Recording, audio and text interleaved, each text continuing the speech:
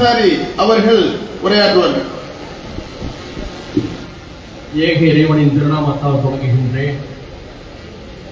நாகை முஸ்லிம் ஜமாத்தின் சார்பில் இன்று திறப்பு விழா காணும் புதிய பள்ளிவாசல் திறப்பு விழா நிகழ்ச்சிக்கு வருகை தந்திருக்கக்கூடிய அமைச்சர் பெருமக்களே, மக்கள் பிரதிநிதிகளே, தலைவர்களே, சான்றோர்களே, திரளாக குடிமையிருக்கக்கூடிய சகோதரர்களே, அஸ்ஸலாமு அலைக்கும் வரஹ்மத்துல்லாஹி தஆலா வ பரக்காத்துஹு. வரலாற்று சிறப்புமிக்க நாகையில் அதனுடைய வரலாற்று தொடர்ச்சியாக இன்றைய தினம் இந்த புதிய பள்ளிவாசலை கட்டமைத்து பல்வேறு சமூகங்களைச் சேர்ந்த சான்றோர்களையும் தலைவர்களையும் அரசியல் பிரமுகர்களையும் வரவழைத்து இந்த நிகழ்வை ஒரு பன்முக கலாச்சார நிகழ்வாக மாற்றியமைக்காக நாகை முஸ்லிம் ஜமாத்திற்கு என்னுடைய பாராட்டுகளை தெரிவித்துக் கொள்கிறேன். நாகை என்றாலே அது சமூக நல்லிணக்கத்துக்கு பேர் போன பூமி. தமிழ்நாட்டிலே மத கலவரம் நடக்காத ஓரிரு முக்கிய நகரங்களில நாகப்பட்டினமும் ஒன்று.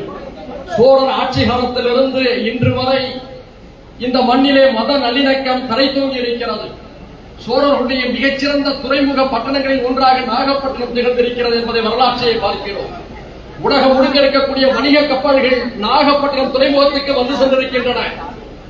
உலகம் முழுக்க பல்வேறு மொழிகளை பேசக்கூடிய தொழில் அதிபர்கள் இந்த மண்ணுக்கு வந்திருக்கிறார்கள். அதையெல்லாம் விட ஒரு சிறப்பு, மார்க்கோ போலோ நாகப்பட்டினத்துக்கு வருகை தந்திருக்கிறார். யுவான் சுவாங் நாகப்பட்டினத்துக்கு வருகை தந்திருக்கிறார். இப்னு பதூதா நாகப்பட்டினத்துக்கு வருகை தந்திருக்கிறார். உலக வரலாற்றிலேயே தங்களுடைய பயணத்தை மிகச் சிறப்பாக இலக்கியத்தோடும் வரலாற்றோடும் பதிவு செய்த 3 உலக பிரயாணிகள் வருகை தந்த ஒரே ஒரு நாகப்பட்டினமாகும். இந்த நாகப்பட்டினத்திலே சைவம் தலைத்தோங்கி இருந்திருக்கிறது, வைணவம் தலைத்தோங்கி இருக்கிறது.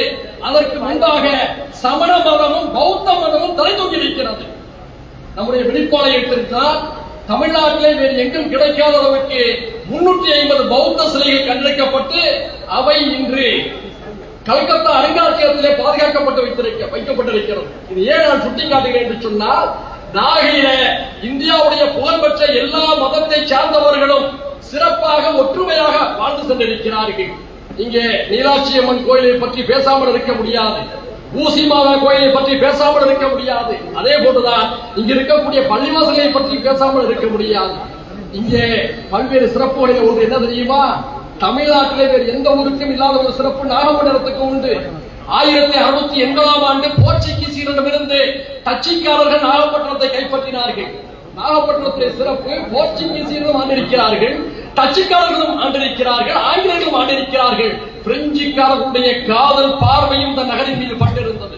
அந்த நேரத்தில் 100 ஆண்டு காலம் டச்சுக்காரர்கள் நாகப்பட்டினத்தை ஆண்டார்கள். அவர்கள் கட்டிய ஒரு கோட்டை தான் டச்சு கோட்டை என்று இங்கே டச்சு பூங்கா இருந்து கொண்டிருக்கிறது. கொடிமரத்து பூங்கா என்று சொல்வார்கள். இங்கே டச்சுக்காரர்கள் ஆட்சி செய்த போது ஒரு நாணயத்தை வெளியிட்டார்கள். நாகப்பட்டினம் நாணயம் என்றதுக்கு பெயர் சூட்டி அதை தமிழிலே வைத்தார்கள். அந்த நாணயத்தை தமிழ்நாட்டில் மட்டும் டச்சுக்காரர்கள் பயன்படுத்தவில்லை, இலங்கை முதல் இந்தோனேசியா வரை அதை பயன்படுத்தினார்கள். தமிழின் சிறப்பை எடுத்துச் சென்ற ஒரு ஊரில நாகப்பட்டினம் ஒன்றாக இருக்கிறது. இங்கே நல்லிணக்கத்தை பற்றி பேசினார்கள். சேகனா புலவர் நாகை அந்தாதியில நாகப்பட்டினத்திலே சிறப்புகளை கூறியிருக்கிறார். அதே போன்றுதான் காலமேக புலவர் நாகப்பட்டினத்துக்கு சிறப்பு சேர்த்தவர். மீனாட்சி பிள்ளையுடைய மாணவர் தான் புகழ்பெற்ற இந்த பகுதியைச் சேர்ந்த குலாம் காதிர் நாவலர். மீனாட்சி சுந்தரம் பிள்ளையுடைய மாணவர் குலாம் காதிர், அவருடைய மாணவர் தான் மறைமலை அடிகள். தனித்தமிழ் இயக்கம் கண்ட மறைமலை அடிகள் பிறந்த ஊர் இந்த ஊர். இப்படி கலித்தொகை நாகப்பட்டினத்தை போகிறது.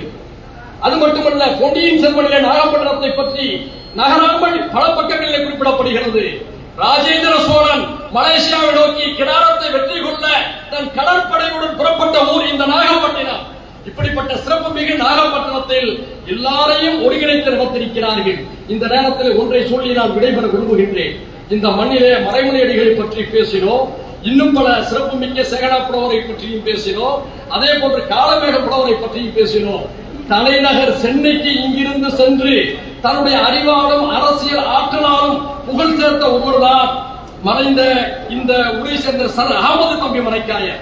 சர் அகமது பெரிய என்று நாம் தினமும் சென்று கொண்டிருக்கிறோம். யாரால் 1923 1930 வரை சென்னை மாகாண சட்டமன்றத்தில் நேரடியாக தேர்வு செய்யப்பட்ட ஒரு உறுப்பினராக மிக சிறப்பாக பணியாற்றி நம்முடைய டெல்டா மாவட்டத்துடைய சிறப்புகளை தன்னுடைய நடவடிக்கைகள் மூலமாக உணர்த்தியவர். அது மட்டுமல்ல, தமிழ்நாட்டிலே சார் பட்டம் பெற்ற ஒரே முஸ்லிம் பிரமுகரும் அவர்தான். அதை தந்ததும் இந்த நாகப்பட்டினம் தான்.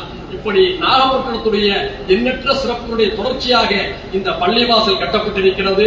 இந்த பள்ளிவாசலில நீங்கள் இதை நம்முடைய தொழுகைக்காக மட்டுமே பயன்படுத்தாமல் அறிவுசார் நடவடிக்கைகள் அனைத்திற்குமாக நீங்கள் பயன்படுத்த வேண்டும். ஏனென்று சொன்னால் உஸ்வத்துல் ஹசனா என்று சொல்லப்படக்கூடிய உலகின் அடங்கிய முன்மாதிரி என்று புகழப்படக்கூடிய ரபியுல் அவ்வல் என்ற அந்த முதல் மாதத்தில் பிறந்த அண்ணனம் பெருமானார் ஸல்லல்லாஹு அலைஹி வஸல்லம் அவர்கள் மதீனாவில் கட்டிய முதல் பள்ளியான மஸ்ஜித் நபவியை பன்முகத்தன்மையோடு உருவாக்கினார்கள். அது பள்ளிவாசலாக மட்டுமில்லை, பல்கலைக்கழகமாக இருந்தது, அரசின் தலைமைச் செயலமாக இருந்தது, ராணுவ பீடமாக இருந்தது, அகதிகள் மையமாக இருந்தது, மருத்துவமனையாக இருந்தது, கல்வி கலாச்சாரையாக இருந்தது, எல்லா விதமான பரிணாமங்களுடைய அங்கமாக மஸ்ஜித் நபவி இருந்தது. அதே போன்று இந்த பள்ளிவாசல் பயன்படுத்தப்பட வேண்டும் என்று இந்த நேரத்தில் கேட்டுக்கொண்டு இந்த பள்ளிவாசலுடைய கட்டட பணிகளில் ஈடுபட்ட அனைவருக்கும் இம்மையிலும் மறுமையிலும் எல்லாம் வல்ல ரப்புல் ஆலமீன் எல்லா நலன்களையும் தருவானாக என பிரார்த்தித்து என்னுடைய வாழ்த்துக்களை கூறி விடைபெறுகிறேன். நன்றி.